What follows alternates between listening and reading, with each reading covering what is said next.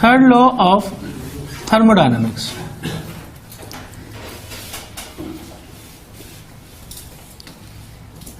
अब third law of thermodynamics ये है कि जैसे मान लीजिए किसी कंपाउंड के लिए मैं टेम्परेचर कम करता जाऊं, किसी भी कंपाउंड के लिए, तो उसमें रैंडमनेस कम होती जाएगी, और रैंडमनेस कम होगी तो रैंडमनेस को हम किस फंक्शन से देखते हैं? एंट्रोपी से। तो ये भी डिक्रीज, ठीक। तो कंपाउंड जो है पहले जाएगा गैस से लिक्विड, लिक्विड से जाएगा सॉलिड, और जब इधर जा रहा है तो मैं कह सकता हूं कि इधर जाने पे एंट्रोपी डिक्रीज करती जाएगी, ठीक। तो ये बोला गया है at 0 kelvin temperature, at 0 kelvin temperature entropy is 0 for each perfect crystalline substance, each perfect crystalline substance। यानी कि जैसे जैसे मैं टेम्परेचर कम करता गया रैंडमनेस कम होती गई, और रैंडमनेस 0 कहां पर हो गई है? जब 0 केल्विन टेम्परेचर। और रैंडमनेस 0 किसमें होती है? Perfect crystal. क्रिस्टल को हम डिफाइन ही कैसे करते हैं? All atoms are arrange in a perfect order, ठीक।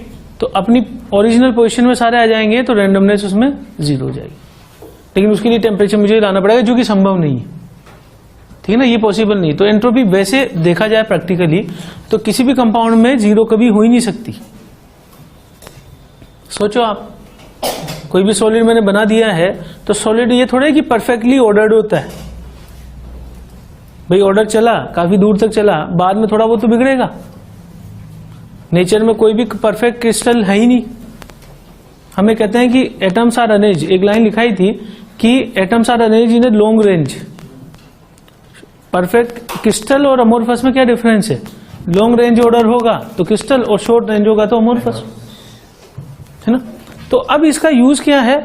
इसका यूज ये है कि delta S, change in entropy कैसे निकालते हैं? S2 माइनस S1, और फॉर्मूला क्या है? T1 से T2 dQ अपॉन T, ठीक।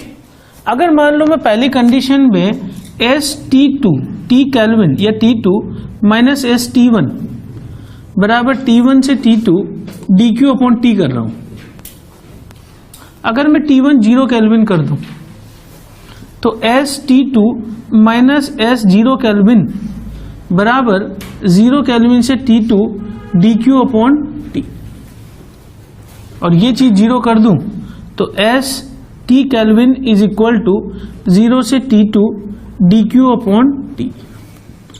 फायदा क्या हुआ है ये समझो। अभी तक अपन किसकी बात कर रहे थे? एंट्रोपी चेंज की, ठीक है। लेकिन अगर मुझे एब्सोल्यूट वैल्यू निकालनी हो, ठीक है, तो एब्सोल्यूट वैल्यू निकालने के लिए मेरे पास ये स्टैंडर्ड मैंने क्या मान लिया है? 0। तो अगर चेंज आपके पास है और किसी इनमें से किसी एक को निकालना है तो दूसरा पता होना चाहिए ना। तो दूसरा हमने कौन सा मान लिया है? 0। लेकिन कौन से टेम्परेचर पर? 0। तो इसमें न्यूमेरिकल क्या बन सकता है कि dQ को मैं T के फंक्शन में लिख दूं और फिर 0 से T तक उसको इंटीग्रेट करके आंसर निकाल दूं कि व्हाट इज द एंट्रोपी। समझ रहे हो क्या बोल रहा हूं मैं? कि dQ इज इक्वल टू मुझे दे दिया कि alpha plus beta T, alpha beta की वैल्यू दे दे, तो यहां रखकर उसको इंटीग्रेट करके अपन वैल्यू निकाल। तो थर्ड लॉ ऑफ थर्मोडायनामिक्स का इतना ही यूज है।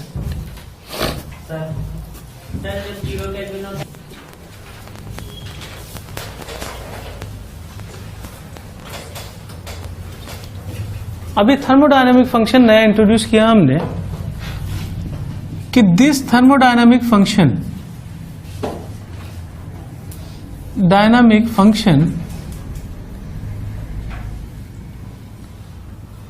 will tell about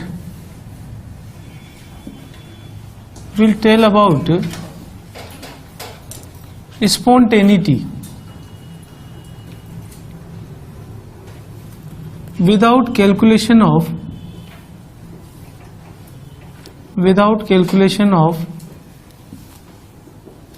delta S for surrounding। अभी मैं इस पॉइंट को थोड़ा सा इलेबोरेट करके समझाता हूं न्यूमेरिकली, ठीक है ना। मतलब अभी तक हमने स्पॉन्टेनिटी चेक करने के लिए कौन से फंक्शन की हेल्प ली है, डेल्टा एस एंट्रोपी चेंज। तो entropy change delta S total जब मैं निकाल लूंगा तब मैं बता सकता हूं स्पॉन्टेनियस है कि नॉन स्पॉन्टेनियस। अकेले सिस्टम को देखकर मैं नहीं बता सकता, अकेले सराउंडिंग को देख के नहीं बता सकता, मुझे दोनों का सम लेना पड़ेगा और सम ही डिसाइड करने वाला है। नेट चेंज पॉजिटिव तो स्पॉन्टेनियस, नेगेटिव तो नॉन स्पॉन्टेनियस, और अगर जीरो आ गया तो इक्विलिब्रियम। ठीक, अब लिमिटेशन क्या है कि डेल्टा एस से मुझे स्पॉन्टेनिटी बतानी है तो मुझे दो कैलकुलेशन करनी पड़ेगी। कौन कौन सी दो कैलकुलेशन? सिस्टम और सराउंडिंग। अगर मैं इससे बचना चाहूं तो उसके लिए हमने नया फंक्शन कौन सा इंट्रोड्यूस किया है, गिब्सन फंक्शन। अब ये कैसे करेगा ये देखना। टोटल में दो टर्म लिखते हैं हम, delta S system plus delta S surrounding. ठीक, हम इसे क्या लिख सकते हैं, डेल्टा एच सराउंडिंग को या डेल्टा एच की टर्म में लिख दूं कि delta H surrounding upon temperature T. अब ये जो टेम्परेचर है ये टेम्परेचर किसका है, सराउंडिंग का। पहले तो ये चीज समझ लो कि T is equal to T surrounding.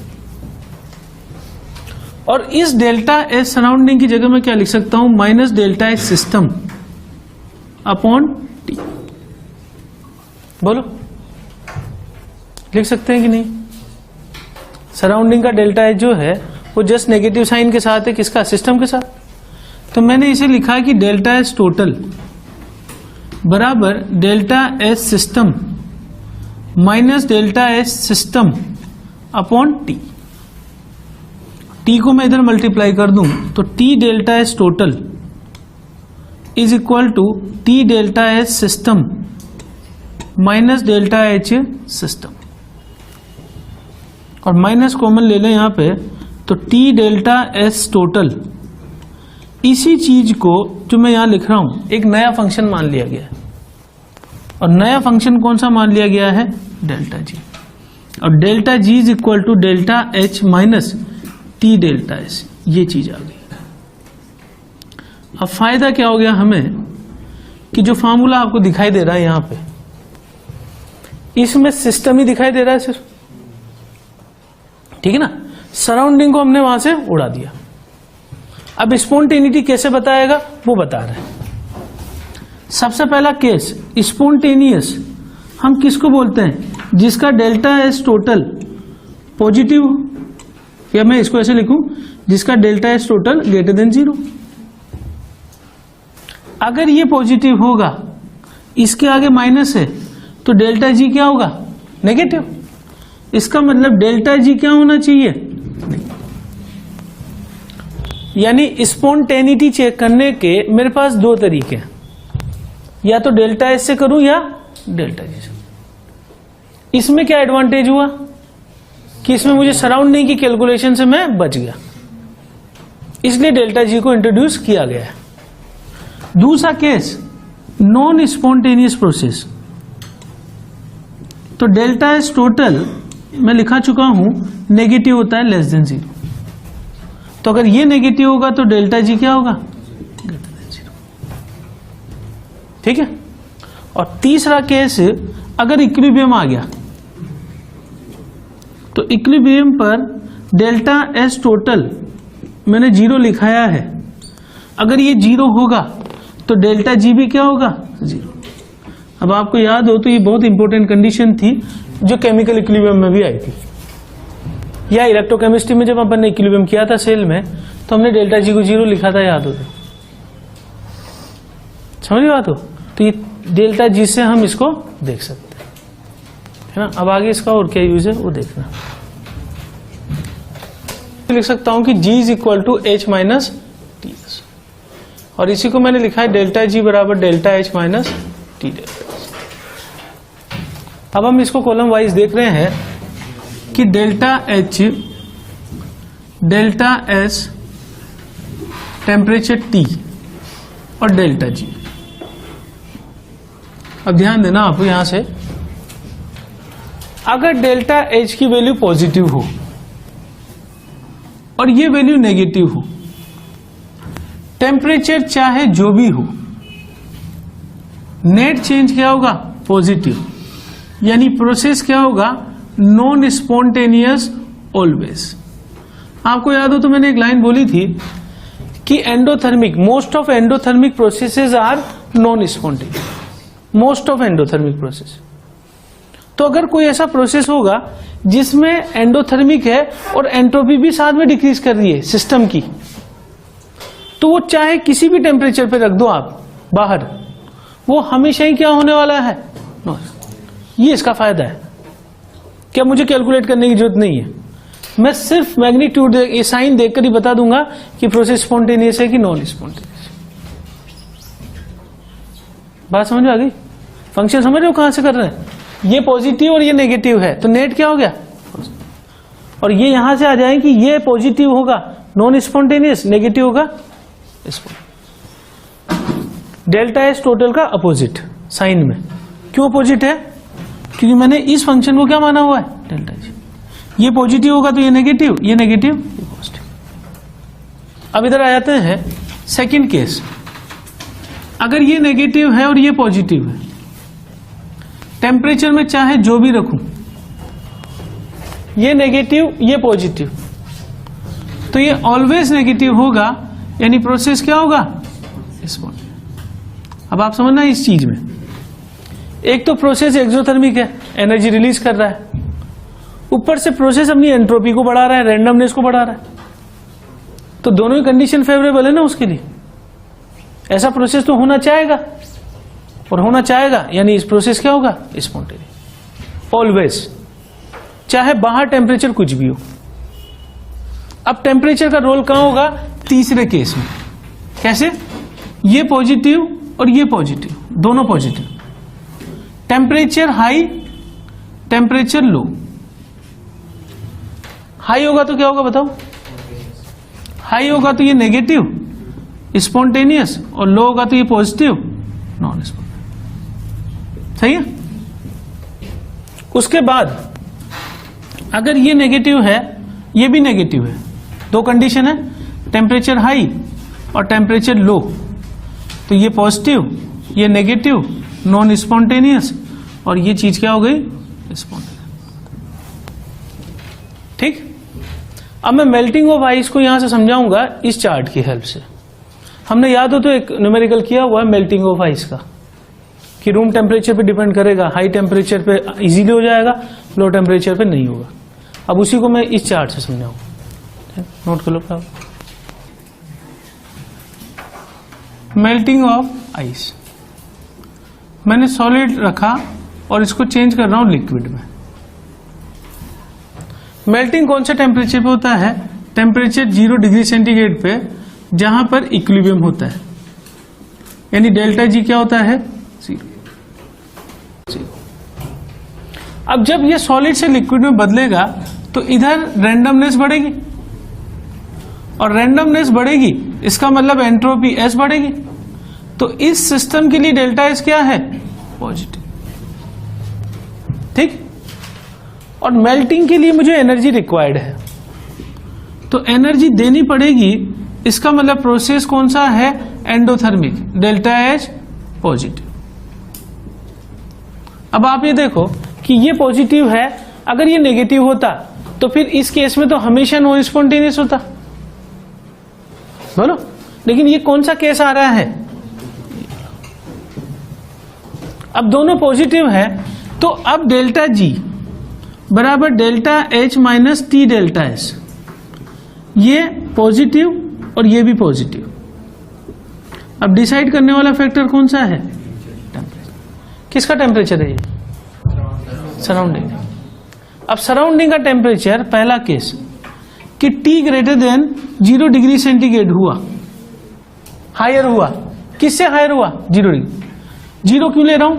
क्योंकि 0 रखने पर तो 0 आता है, ध्यान देना, 0 रखने पर तो ये 0 आता है। अगर मैं 0 से बड़ा रख दूंगा तो डेल्टा जी क्या हो जाएगा? नेगेटिव। प्रोसेस क्या हो जाएगा? इसको बर्फ पिघल जाएगी। डायरेक्ट बता रहे हैं अपन बिना कैलकुलेशन के, डेल्टा एच सराउंडिंग की कैलकुलेशन के बगैर। इक्विलिब्रियम टेम्परेचर है 0 डिग्री सेंटीग्रेड। अगर बाहर का टेम्परेचर 0 से बड़ा हुआ तो पिघल जाएगी बर्फ और मेल्टिंग इस डायरेक्शन में चली जाएगी और मेल्टिंग क्या हो जाएगा? इस पॉइंट। और सेकंड केस कि temperature less than 0 degree centigrade है सराउंडिंग का, ये सराउंडिंग टेम्परेचर, तो डेल्टा जी क्या हो जाएगा? पॉजिटिव। प्रोसेस क्या हो जाएगा?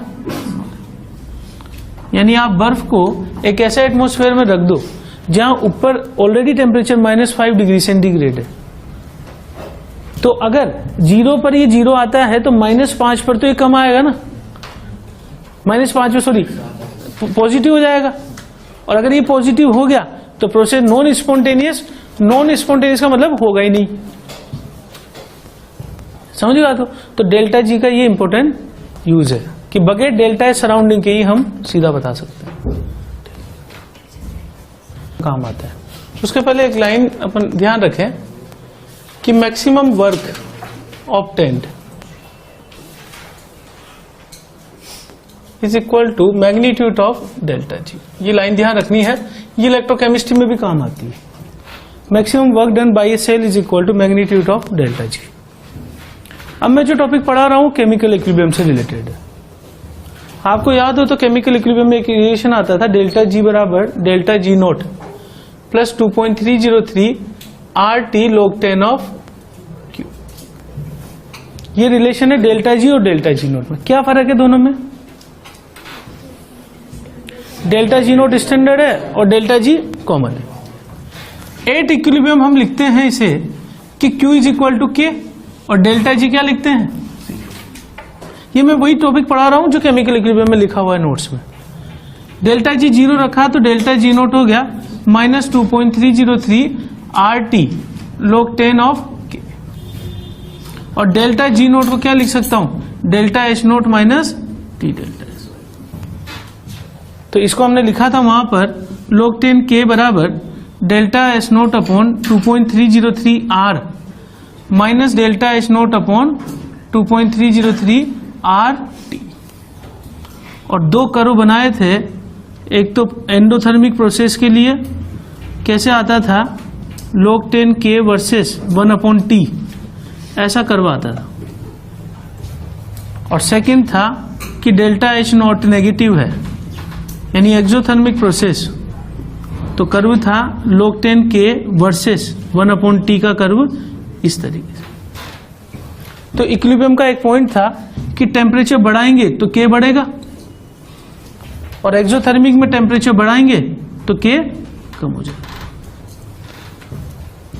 ये टॉपिक ऑलरेडी हम थर्मो इसमें केमिकल इक्विलिब्रियम में पढ़ चुके हैं। ये कर्व वहां भी मैंने लिखे थे, पर ये चीज मैं दोबारा लिख रहा हूं यहाँ पे, ठीक है ना, क्योंकि गिब्स एनर्जी अपन ने यहाँ पढ़ी है इसलिए लिख दिया इसे। यहाँ कोई डाउट नहीं किसी को? सर वो मैक्सिमम वर्क ऑब्टेन्ड मतलब useful work done by this gas, ठीक। जब हम शुरुआत की थी हमने सबसे पहले कि W is equal to minus PdV, ये हमने किया था। केमिस्ट्री के हिसाब से वर्क का साइन नेगेटिव था, dW इज इक्वल टू, ठीक। अब फर्स्ट लॉ हमसे क्या बोलता था? फर्स्ट लॉ ऑफ थर्मोडायनामिक्स ये था कि DE is equal to DQ plus DW। इसको यहां रख दूंगा तो ये हो जाएगा DE बराबर DQ माइनस PdV, सही है। तो DQ क्या हो जाएगा? Is equal to DE plus PdV। इसके बाद हमने एंथैल्पी फंक्शन डिफाइन किया था H is equal to E plus PV।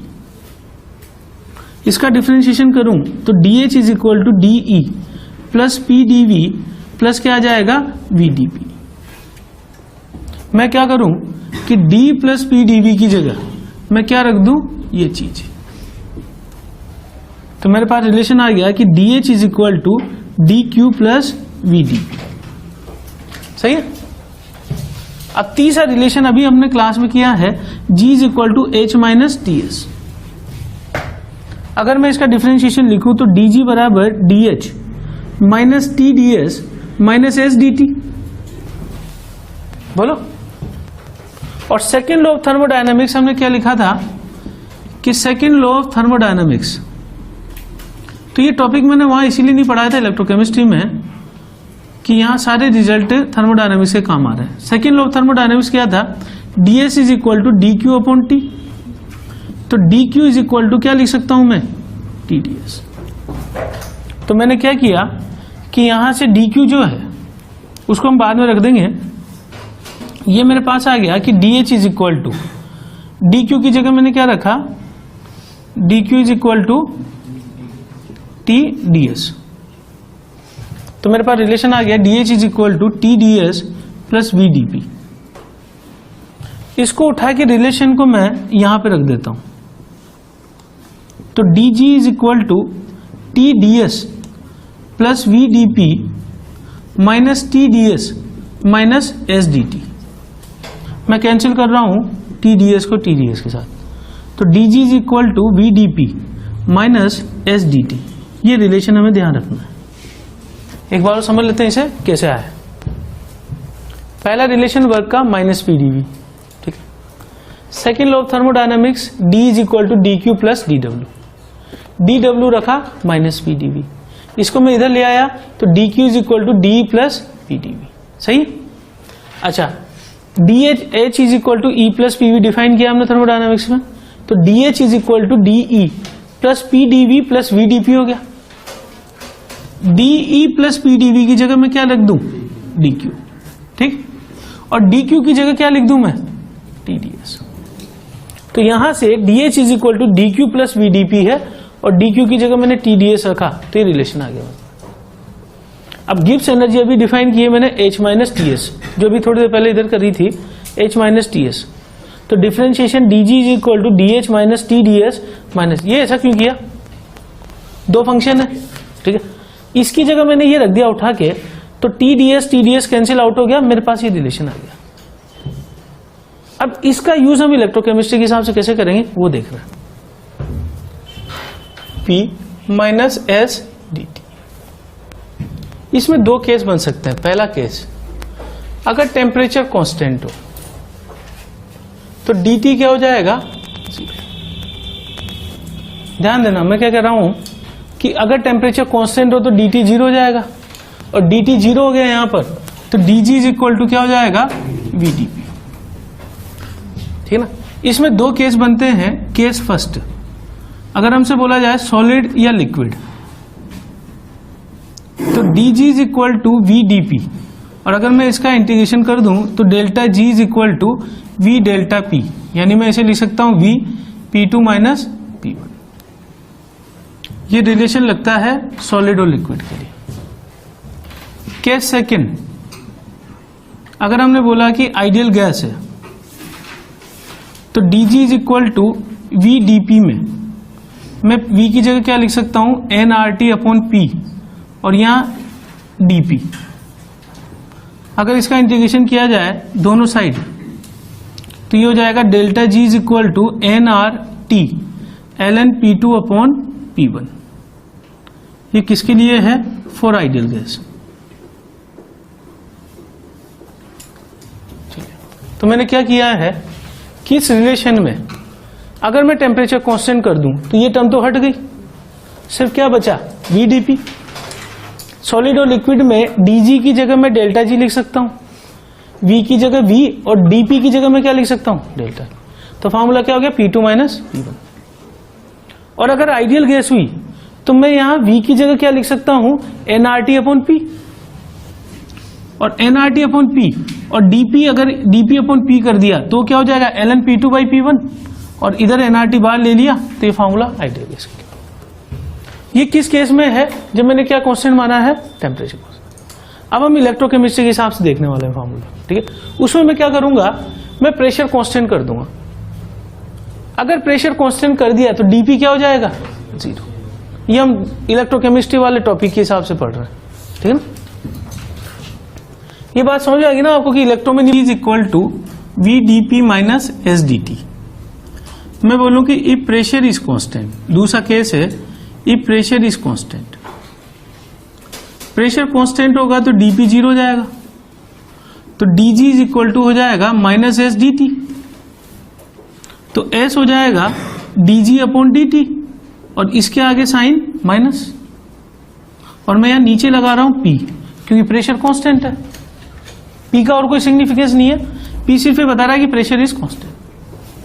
अगर मैं यहां चेंज कैलकुलेट करना चाहूं डेल्टा एस तो होगा minus D delta G upon D T, और डेल्टा जी इलेक्ट्रोकेमिस्ट्री में हम क्या लिखते थे minus D by D T, यहां लिखते थे minus N F E cell. मैंने किसकी जगह लिखा डेल्टा जी की जगह। अगर मैं यहां से बाहर ले लूं इसे माइनस को तो delta S is equal to plus N F D E by D T, और अगर डेल्टा एस नोट पूछ लिया हो क्वेश्चन में तो N F D E by D T naught. ये फार्मूला इलेक्ट्रोकेमिस्ट्री के हिसाब से इंपॉर्टेंट है। और डी बाई डी टी क्या है, D E naught by D T है E two minus E one upon T two minus T one. अब क्वेश्चन समझना क्या पूछेगा इलेक्ट्रोकेमिस्ट्री में, ऐसा ही पूछा हुआ है पहले भी। मान लो दो ई मुझे दे दिया, दो टेम्परेचर दे दिए कि 25 डिग्री और 35 डिग्री, और उन पे पोटेंशियल दे दिया 0.21 वोल्ट और 0.23 वोल्ट। दो टेम्परेचर और दो पोटेंशियल होंगे तो मैं उससे क्या निकाल लूंगा डी, और D E naught by D T निकाल लिया। एन यहां पे क्या होता है number of electrons involved in the reaction electrochemistry में, और एफ की वैल्यू अपन कर चुके हैं 96500 कूलम। समझिए बात। तो न्यूमेरिकली यहां से न्यूमेरिकल पूछेगा तो उसे क्या देना पड़ेगा, एक तो एन रिएक्शन देख के बताओगे, एफ फैराडे की वैल्यू पता है, दो टेम्परेचर देना पड़ेगा और दो ई देना पड़ेगा, उससे फिर मैं डायरेक्ट क्या निकाल लूंगा नेट एंट्रोपी चेंज। तो ये इलेक्ट्रोकेमिस्ट्री के काम का पार्ट है, ठीक। Delta G naught is equal to हम लिखते हैं delta H naught minus T delta H. अब इलेक्ट्रोकेमिस्ट्री में डेल्टा जी नोट तो क्या होता है minus N F E naught से। तो पहली चीज तो इलेक्ट्रोकेमिस्ट्री में क्या पूछ सकता है डेल्टा जी नोट की वैल्यू बताओ। कैसे बताएंगे, तीन चीजों की जरूरत है। एन क्या है नंबर ऑफ इलेक्ट्रॉन्स जो रिएक्शन में इन्वॉल्व होते हैं, ठीक है ना, ये हम निकालना वहां सीख चुके हैं।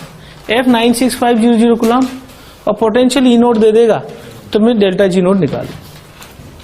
दूसरी चीज पूछ लेगा delta S note net entropy change बताओ, तो यहां से निकाल लेंगे डी बाई डी टी, दो सेल पोटेंशियल दो टेम्परेचर। और अगर वो पूछे कि डेल्टा एच नोट बताओ तो डेल्टा एच नोट क्या हो जाएगा delta G note plus T. या तो हम अलग अलग वैल्यू निकाल के यहां रख दें, या फिर मैं क्या करूं कि delta H naught is equal to minus N F E naught cell plus T delta H naught कितना हो गया ये N F T D E naught by D. ये फॉर्मूला हो गया दूसरा डेल्टा एच नोट, ठीक। और अगर हीट कैपेसिटी सीपी पूछ लिया हो तो D by D T delta H naught होता है इज इक्वल टू होता है minus N F D E naught by D T plus N F D E naught by D T plus N F T D square E naught by D T, D T square, ये चीज cut गई, और C P is equal to N F T D square E naught upon D T square. इसका course खास ज्यादा use नहीं है, ये तभी यूज कर सकता हूं मैं जब ई को टी के फंक्शन में दे दिया हो, alpha plus beta T plus gamma T square इस फॉर्म में दे दिया हो, तो इंटीग्रेट करके अपन डिफरेंशिएट करके निकालें। बाकी ये जो टॉपिक इलेक्ट्रोकेमिस्ट्री से रिलेटेड एक ही बार क्वेश्चन जेई ने अभी तक पूछा है, ठीक है ना, और वो इस पे था डेल्टा एच नोट पे। तो तीन चीजें हैं अपने पास इस पूरे फार्मूले में। डेल्टा जी नोट इलेक्ट्रोकेमिस्ट्री में minus N F E naught से, डेल्टा एच नोट अभी अपन ने निकाले यहां से N F D E naught by D T, ठीक है ना, और यहां रखकर फिर मैं क्या निकाल लूंगा, डेल्टा। और सीपी कैसे निकाला मैंने, सीपी क्या होता है, delta H not CP delta T, तो यहां इसका डिफरेंशिएशन कर दिया टी के रेस्पेक्ट में, तो ये तो हो जाएगा N F D E naught by D T. ये दो फंक्शन हो गए टी और D E naught by D T, तो एक बार टी का डिफरेंशिएशन 1, तो ये फंक्शन ऐसा आ गया, और दूसरी बार N F T D square E by D T square, तो ये दोनों तो कट गए, क्या आ गया, N F T D square E by D T square. ठीक, तो ये वाला जो टॉपिक है आप चाहो तो इलेक्ट्रोकेमिस्ट्री में लिख देना, ठीक है ना, जो मैंने पेज छुड़वा